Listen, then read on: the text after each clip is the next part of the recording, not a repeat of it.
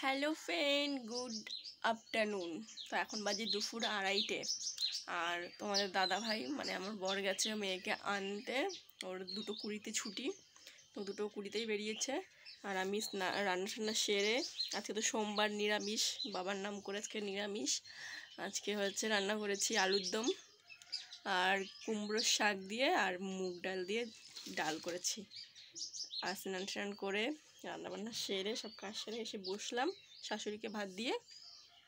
তো এই যে আমার জন্য কাজ রেখে গেছে, সেই কাজ করছি। তো এই যে ব্যাগের সামনের পাট উল্টাচ্ছি, এই যে হাটের মাল মানে মেলার মাল, সামনেই তো ঠাকুরনগর, তো ঠাকুরনগরের মাল এগুলো।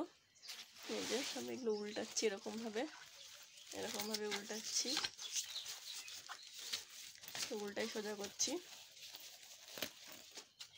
আর আমি কুমড়োর শাক কাটতে গিয়ে কি হয়েছে দেখো, এই দেখো এই জায়গাটা দেখেছো কেমন ফুলে গেছে, একদম ট্যাম হয়ে গেছে। এই যে বোঝা যাচ্ছে কিনা জানি না ক্যামেরাতে, কিন্তু এই যে এই জায়গাটা ফুলে গেছে, এই পাটায় আর এই পাটায়, এই যে এই জায়গাটা ফুলে গেছে।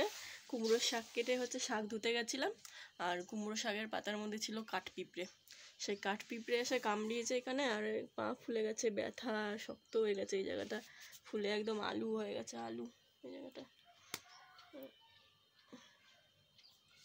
জম্মু ব্যথা করছে।